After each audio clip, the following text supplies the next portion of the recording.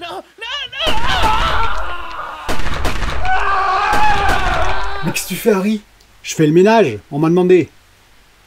Mais tu flingues qui? Alors lui c'est 80 €, lui c'est CrossGen, et alors lui c'était difficile à trouver, hein. Il s'appelle Ragnarok 2021. mais il fallait pas flinguer les gens. Bah on m'a demandé ça, hein. On m'a demandé de faire le ménage. Mais non, c'était une expression. C'est mettre la poussière sous le tapis, c'est caché, c'est pas... Oh nom de Dieu.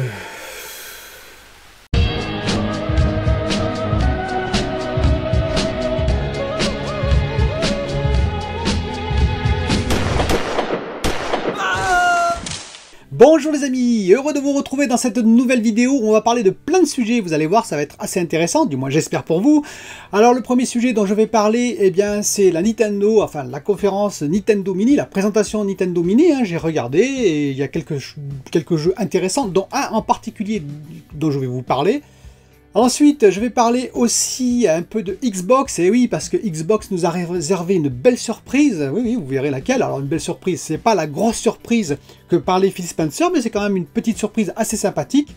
Je vais parler de écran gamer, et oui, je l'avais promis, alors je vais commencer. Je vais vous parler d'un écran, et puis petit à petit, on parlera d'autres écrans, vous verrez lequel, qui me paraît intéressant.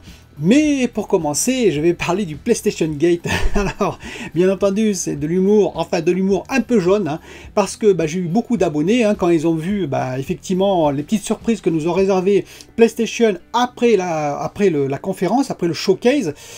Ils n'ont pas trop apprécié, et je dois leur avouer que moi non plus, c'est-à-dire qu'on peut beaucoup aimer, même j'adore les jeux Sony, alors les jeux plutôt, on va dire, des studios de Sony, hein, c'est pas tout à fait pareil, des développeurs et des créateurs autour de Sony, on peut aimer même la machine, hein, la PS5, on peut la trouver très très bien, c'est mon cas, hein. On verra ce qu'elle vaut vraiment au fur et à mesure des années qui vont passer, mais je pense que ce sera une très belle machine. Mais la politique Sony, enfin la communication Sony, là, elle était quand même pas terrible, et même la politique Sony, je la trouve pas tout à fait terrible, et je vais m'en expliquer tout de suite, et beaucoup d'abonnés ont partagé ça, et même sont allés plus loin que moi, puisqu'il y en a un qui a dit que il était dégoûté, il hésitait même à prendre finalement la PS5, vu les annonces discrètes qui ont été faites. Alors je rappelle un peu le contexte, hein. Le contexte c'est qu'on a eu un showcase qui était assez intéressant, on peut aimer, ne pas aimer, trouver que les jeux n'étaient pas next-gen, ou étaient un petit peu next-gen, bref, moi j'ai trouvé que c'était quand même dynamique, même si c'était pas les jeux qui vont plus nous hyper, on va dire, durant la carrière de la PS5. Mais ce qui était un peu moins cool, le PlayStation Gate, c'est que on a découvert dans un communiqué PlayStation officiel, mais très discrètement, hein, enfoui au fond on va dire de centaines de lignes, que les jeux allaient augmenter, hein. Demon's Souls, il allait sortir à 80 €, mais c'est pas le seul. Grosso modo, apparemment, toutes les exclus, donc c'est-à-dire Horizon Forbidden West, il va sortir à 80 €, le God of War, le célèbre God of War, Ragnarok, il va sortir à 80 €, le Spider-Man 80 €, etc., etc., etc.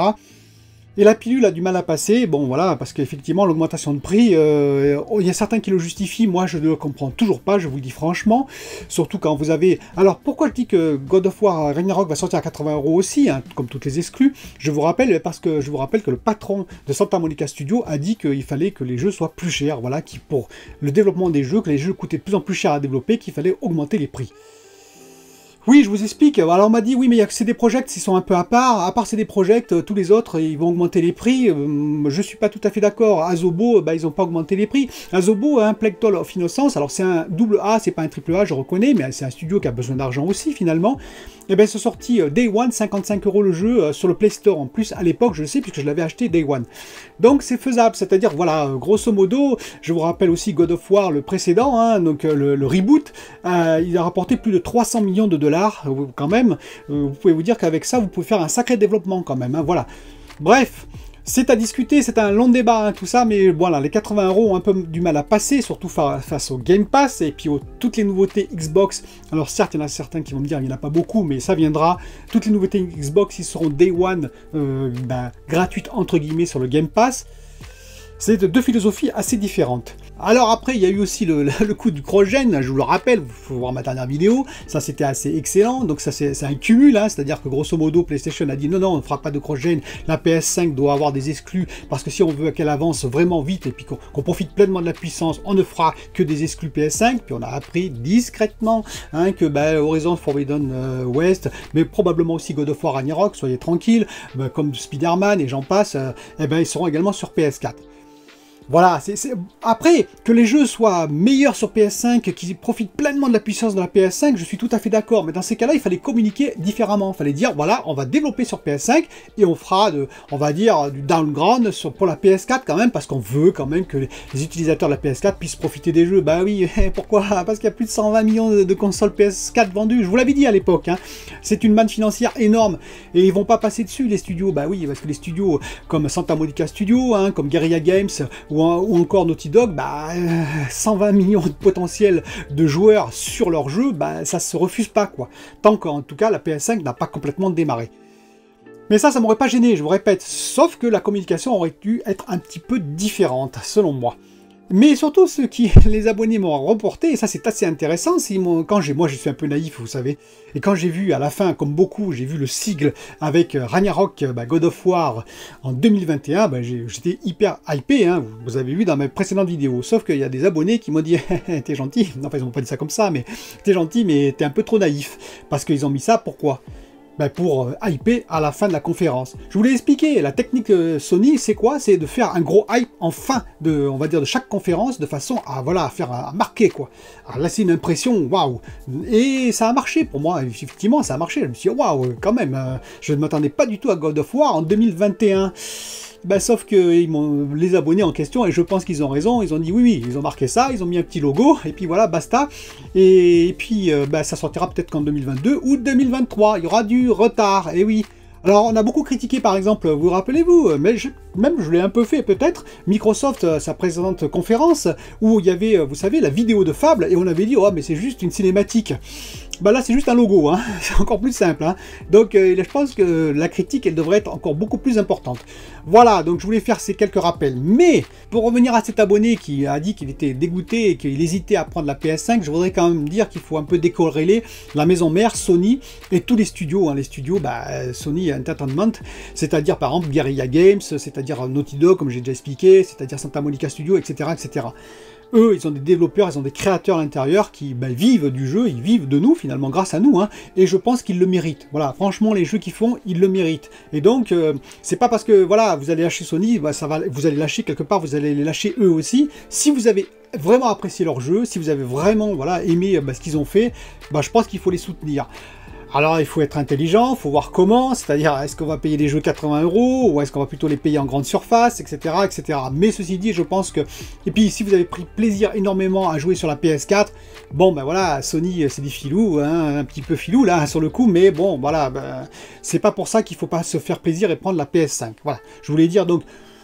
C'est un choix, mais parce que vous savez, il y a beaucoup, dans ces cas-là, on ne prendrait plus rien, hein. Je vous le dis franchement, je pense qu'il y a beaucoup de choses qu'on ne ferait plus si on était vraiment respectueux à la lettre de chaque fois qu'il y a ce type, on va dire, d'action, cette façon de procéder. Je pense qu'il y aurait beaucoup de choses qu'on ne ferait plus si on s'offusquait de ça, quoi. Pour revenir à la présentation de Nintendo, un Nintendo Mini, c'était une présentation sur des jeux tiers, j'ai trouvé ça très intéressant, moi personnellement j'ai bien aimé, en particulier les jeux comme Monster Hunter Rise, j'ai trouvé ça très beau, hein. Il y a aussi Monster Hunter Story 2, donc j'ai trouvé ça pas mal du tout. Moi j'ai trouvé que c'était bien fait, que même c'était graphiquement intéressant sur une Switch, je vous rappelle, hein, c'est pas non plus un monstre de puissance, et pourtant ça sort très bien, et ça m'a hypé, hein, je dois vous le dire.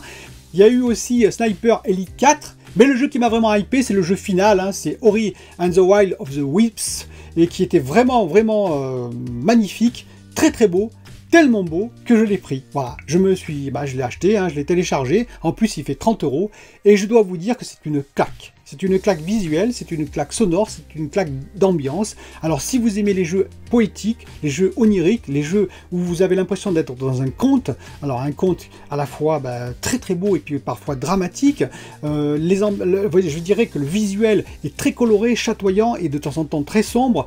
C'est un jeu de plateforme, hein, comme vous le savez pour la plupart, mais c'est un jeu de plateforme immense avec plein de compétences que vous pouvez améliorer. J'en suis au début, hein, je vous précise, avec des créatures, des monstres, on va dire des surprises assez extraordinaires. Et puis Ori est magnifique, hein, cette petite créature elle est magnifique, les déplacements sont très très bien gérés, les effets visuels sont... des fois je regardais ma Switch, je me disais waouh, 0,18 teraflop, hein, vous dites wow, tout ça là-dedans, il traverse l'eau, des cascades d'eau, c'est magnifiquement bien fait, je veux dire, c'est beau quoi, voilà, c'est tout simplement magnifique, c'est l'un des plus beaux jeux que j'ai vu, tout confondu, je dois l'avouer. Alors j'ai commencé, hein, donc je verrai par la suite l'aventure, mais elle est prometteuse, donc voilà, c'est un jeu, moi je vous le dis, si vous aimez un peu les jeux de plateforme, mais vraiment onirique, très très joli, très poétique, et en même temps où il y a de l'action, hein, il y a aussi de la réflexion pour passer certains passages, et où il y a des compétences à améliorer, et ben, c'est le jeu qu'il vous faut, en tout cas sous Switch, mais je présume aussi sur Xbox. Donc voilà, c'est une très très belle surprise, je vous le dis en toute honnêteté. Et Xbox, vous allez me dire, quelle est la petite surprise Xbox? Eh bien, vous savez que vous pouvez commander les Xbox Series X et S en All Access. Et oui, en All Access. Donc ça veut dire que vous vous engagez pour 24 mois, et donc vous avez le Game Pass Ultimate avec tout ce que ça comporte, je ne vais pas revenir dessus, à 13 € par mois, hein. Et bon, vous payez un surcoût bien entendu pour payer la console. Et au départ c'était 25 et 35 €, c'était comme ça qu'on l'avait tous défini d'ailleurs. Donc 25 €, j'avais dit que ça vaut le coup parce que la Xbox Series S, au bout de 24 mois, ça vous la faisait à 280 € au lieu de 299 €, c'est-à-dire que non seulement Xbox vous faisait un crédit sur 24 mois, parce que vous avez la console tout de suite, mais vous la payez sur 24 mois, mais en plus, il vous offrez 19 €, tiens, c'est gratuit, c'est comme ça, c'est-à-dire que vous avez un crédit négatif, c'est assez rare quand même, hein. Eh bien, ils ont renouvelé ça sur la Xbox Series X, c'est-à-dire qu'au départ, j'avais dit, ah, mais ça fait 528 € si vous prenez sur la Xbox Series X, hein, oui, à 35 € par mois, ça faisait donc la console à 22 € x 24, vous pouvez faire le calcul, ça faisait donc la console à 528 €, un peu plus cher que donc si vous la preniez tout de suite. Et apparemment, Phil Spencer, il m'a écouté, hein, il a dû entendre, hein, parce qu'il a dit hop, hop, hop, hop, 33 €, et non plus 35. Et du coup, si vous enlevez à 33 € les 13 € du Game Pass Ultimate, ça veut dire que vous payez votre console 20 € sur 24 mois, c'est-à-dire que vous la payez 480 €. Vous avez une Xbox Series X pour 480 €, avec en plus le Game Pass Ultimate, que vous payez 13 € par mois, hein, et avec donc un crédit sur 24 mois négatif. Écoutez, moi qu'est-ce que vous voulez que je vous dise, hein? Si vous espérez mieux, franchement, c'est déjà quand même assez extraordinaire. Voilà, donc après, bien entendu, on verra s'il y a une autre grosse surprise, comme on s'y attend tous, de Phil Spencer, Xbox va probablement prendre la parole très très bientôt, je pense, peut-être pour nous offrir quelque chose de nouveau, et alors voilà, c'est le rouleau compresseur quand même, ça avance beaucoup, hein, du côté de Xbox. Pourquoi PlayStation, par contre, ils l'ont pas fait? Parce qu'ils ont une réputation tellement importante, méritée d'ailleurs, sur la PS4, sur l'ère PS4, que ma foi, ils se sont dit, ça roule, et voilà. Et donc, ils ont quand même été obligés d'aligner les prix, ça, ils pouvaient pas faire autrement, hein, parce que si la PlayStation était à 599 €, vous imaginez, là, je pense que ça aurait vraiment grincé des dents, mais du coup, ils la mettent à 499 €, comme la Xbox Series X, si on l'achète Day One. Et puis voilà, et puis ils disent, et 399 la démat, et puis voilà, ils disent ça va rouler. Et je pense que ça va effectivement rouler, c'est-à-dire qu'il y a beaucoup de gens qui l'ont déjà pris, j'ai même des amis qui l'ont déjà pris en précommande. Pour finir, on va parler écran. Et oui, je vous avais promis écran gamer. Alors, on va commencer, c'est-à-dire que je ferai plusieurs vidéos en fonction de vos retours, etc. Mais je vais vous citer un écran que j'ai trouvé qui était vraiment bien, apparemment, hein, parce que je ne le possède pas, malheureusement, et je n'ai pas pu faire le test, donc il faut être prudent. Ceci dit, il y a des sites qui l'ont testé, qui l'ont trouvé magnifique, hein. Donc c'est un Asus TUF VG27AQ, donc 27 pouces, hein, un 16 neuvième. Alors je précise, oui, pour les consoles quand même, il faut des écrans 16 neuvième. Et oui, parce qu'ils ne gèrent pas les écrans de différentes tailles, du style le 21 sur 9, 21 neuvième, ils ne gèrent pas du tout ça, hein. Donc les écrans, vous savez, beaucoup plus larges, tout ça. Vous aurez une image en 16 neuvième au milieu. Donc si vous voulez un écran, je dirais, vraiment adapté à la console, il faut qu'il soit comme les télévisions. Oui, les consoles, c'est fait au départ pour la télévision, le téléviseur, excusez-moi, parce qu'il y en a certains qui vont me reprendre. Donc le téléviseur, c'est-à-dire en 16 neuvième. Voilà, donc il faut un écran 16 neuvième. Et cet Asus, il est assez extraordinaire parce que, alors, pour moins de 500 €, donc c'est quand même peut-être pas donné, mais il est top. C'est-à-dire qu'il est quad déjà HD, c'est-à-dire quad HD, je vous rappelle, hein, c'est du 1440p, qui est très bien adapté pour la Xbox Series S. Et oui, la 1440p, vous voyez, la Xbox Series S à 280 € si vous prenez le All Access. Oui, en effet, cet écran, il est très bon pour ça, mais il serait bon aussi pour la PS5 ou la Xbox Series X, hein, je vous rassure. L'avantage qu'il a, c'est que c'est un écran gamer, enfin, c'est vraiment fait pour le gaming, quoi. C'est un écran IPS, la dalle est IPS, hein, je le rappelle, mais il est G5, il est FreeSync. Alors G5, c'est la norme Nvidia, hein, vous savez, pour la synchronisation, pour éviter les déchirures sur l'écran, parce qu'on a un problème de synchronisation entre, on va dire, l'écran et la carte graphique. FreeSync, eh ben, c'est la norme AMD, c'est la même chose, exactement pareil, hein. Il est également 144 Hz, donc sans problème. En plus, son FreeSync G5 fonctionne de 20 à 165 Hz, donc c'est-à-dire c'est une gamme étendue, on va dire, de FreeSync, donc il fonctionne à toutes les, on va dire, tous les FPS que vous pouvez avoir de votre carte graphique ou, bien entendu, de la Xbox ou de la PS5, hein.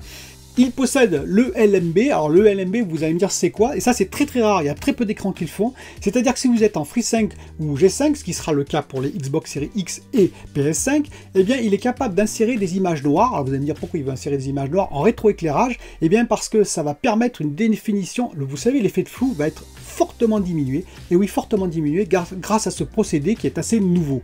Il y a très peu d'écrans qui le font, surtout à ce prix-là. Alors il a un temps de réponse qui est donné pour 1 milliseconde, toutefois il faut préciser qu'il faudra régler l'overdrive. Alors c'est quoi l'overdrive? Eh grosso modo on booste un petit peu, on va dire, le courant sur les cristaux liquides, de façon à ce qu'ils répondent plus rapidement, pour éliminer, vous savez, cet effet de flou, hein, que vous voyez là. Le problème, c'est que si on les booste trop avec l'overdrive, eh ben on a un effet de reverse ghosting, ce qu'on appelle, c'est-à-dire qu'on élimine le ghosting, mais on passe de l'autre côté et on a un reverse ghosting. Il faut trouver le bon réglage. Et en mettant 80, ça permet de ne plus avoir de reverse ghosting, de ne plus avoir de ghosting, et vous avez quand même 8 millisecondes de temps de réponse, ce qui est excellent.